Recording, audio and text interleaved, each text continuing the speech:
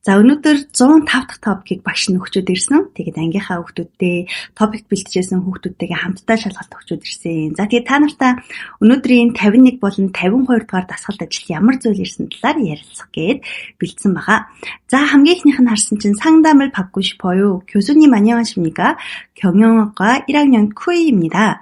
이번 학기에 들은 경영학의 이해 수업이 너무 어려웠습니다. гэсэн тийм ээ. За тэгэхээр гарчгаа заавал унших хэрэгтэй байгаа. Гарчган дээр нь зөвлөгөө авахыг хүсэж байна гэсэн гарчиг байна. За тэгээ өөр яасан бэ гэсэн чинь зөвлөгөө авахыг хүсэж байна. профессораа сайн байна уу? 경영학과 1학년 쿠이 байна. Энэ улиралд 학기 гэдэг маань хичээлийн улирлыг хэлж байгаа. Энэ улиралд сонссон 경영학의 이해 хичээл 너무 어려웠습니다. үнэхээр хэцүү байсан. 앞으로 цаашдаа 공부를 어떻게 хичээлээ яаж гэсэн мэт тийм ээ. Тэгээд энэ өгүүлбэр маань дуусаагүй байгаа шүү. Бид нар энэ өгүүлбэрийг нөхөж бичихдээ цэг тавьж дуусгаж болохгүй. 잘 모르겠습니다 гэнэ сайн мэдгүй байна гэж тийм ээ. Тэгэхээр цаашдаа хичээлээ яаж хийх эсхийг сайн мэдгүй байна.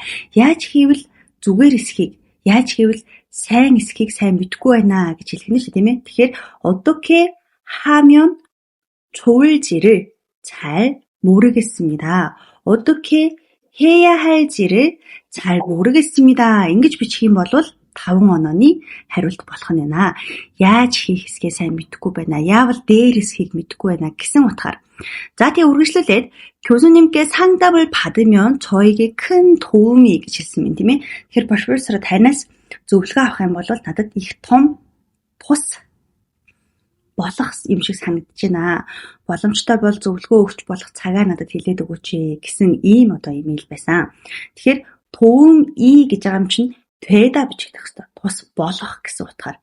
Хэрвээ хаалтных нь урд нь байна шүү дээ тийм ээ. 도움을 гэжсэн бол хэдүүлээ 주다 받다 бичих шүү дээ. Туслалцааг өгөх авах гэсэн утгаар. Харин 도움 이 буюу туслалцаа тус нэмэр гэсэн байгаа учраас тус нэмэр болно л гэдэг 되다гаар бичиж 주다 받다 бичиж болохгүй гэсэн үг. За тэгэхээр 도움이 болох байхаа гэд 될 것 같습니다. ингэж бичнэ гэсэн үг. 도움이 될 것 같습니다. 주다 받다 бичиж болохгүй гэдгээр би багш нь хонь бичиж өгсөн шүү. За ингэсэн мэн. За тэгвэл манайхан өөрсдийнхөө хариуг бас хэлээд үзээрэй. Яг ингэж бичсэн үү, яаж бичсэн тийм ээ. За дараагийнх нь болохоор 52 дугаар дасгал ажил байгаа. 52 маань яаж ирсэн бэ гэсэн чинь 달리는 버스에 앉을 때 승차감이 좋은 자리는 어디일까? 버스가 회전하면 승객의 몸은 회전하는 방향의 반대쪽으로 기울어진다. 이때 몸이 많이 기울어지는 곳은 버스의 앞자리이다기네. За яасан бэ гэсэн чинь давхиж байгаа автобусанд суусан үед 승차감이 좋은 суудал нь хаана болоо гэж. Тэгэхээр яг суухад гоё мэдрэмжтэй, хамгийн тухтай мэдрэмжтэй суудал нь хаана болоо гэсэн асуулт байна л да. Тэгэнгუута автобус 회전하면 за ингээд байрлалаа эргүүлнэ шүү дээ тийм ээ. Тэгэхээр эргэлтэнд яг гэхээр 승객의 몸은 өөрчлөгчийн суудсан байгаа хүнийх нь бие нь болохоор эргэж байгаагийнх нь эсрэг тал руу ингэж хазайдаг гэсэн юм. Киурожинда гэсэн юм. Автобус баруун ирэхээр нөгөө нэг өөрчлөлтөж байгаа сууж байгаа зочид нь болохоор зүүн гээ хазаадаг шүү дээ. Энийг хэлээд байгаа гэсэн үг. За энэ үед 몸이 많이 기울어지는 곳은 버스의 앞자리이다 гэсэн юм. Энэ үед би их ингэж хазайдаг хэсэг нь болохоор автобусны хамгийн уртлын суудлын ахны. Яагаад гэсэн чи энэ ингээд шалтгааныг нь хэлэх гээд байна л да.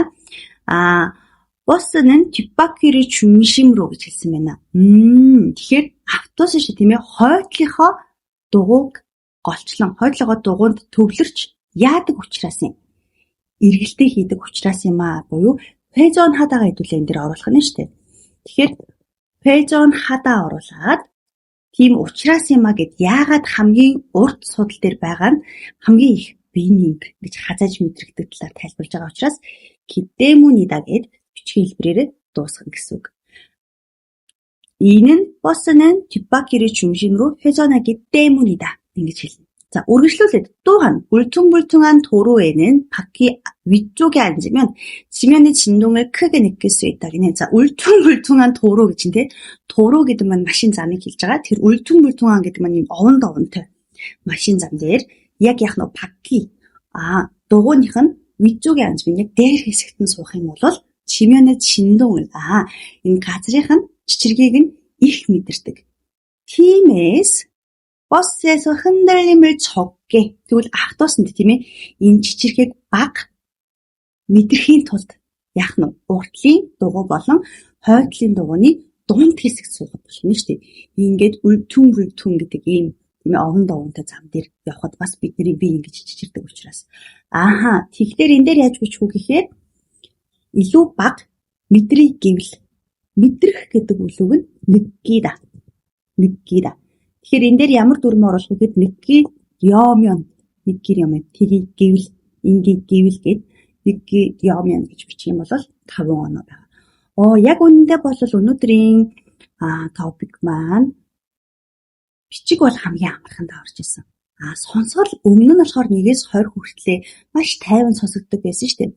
Олон удаа топик өгчөөсөн бол мэдэрсэн бах ингээд нэг тийм таамыг төггүй гэдэг айгу тайван явдаг байсан чинь энэ удаа маш хурдан санагдсан. Унших ч гэсэндээ яг 40-оос хойш хэцүү болсон. Багшийн хувьд болохоор нэг уншаад шууд хариугаа олчтой гэсэн чинь хамгийн сүүлчийнх нь асуултын эхийг уншихтаа бол бүр 2 муу уншаад эргэлзээд энэ хэмжээний хэцүү байсан. Тийм болохоор анх удаа өгч байгаа сурагч нарт бол бүр хэцүү байсан гэж бодож байна. Тэгээд 54-ийн хувьд 53 бол яг YouTube-ээс харсан бол гэж байгаа тийм ээ маш амархан хамгийн амархан сэдв байсан. 54-ийн хувьд болохоор 감접 경험, 직접 경험 гэдэг зүйл байсан. Шууд бус туршлага болон шууд туршлага, өөрийн биеийг мэдрэх туршлага гэдэг зохиол байсан. Энэ удаа тэр тухайд дараагийн хичээл дээр багш нь бичиж. За тэгээд хариу надад шалгараа.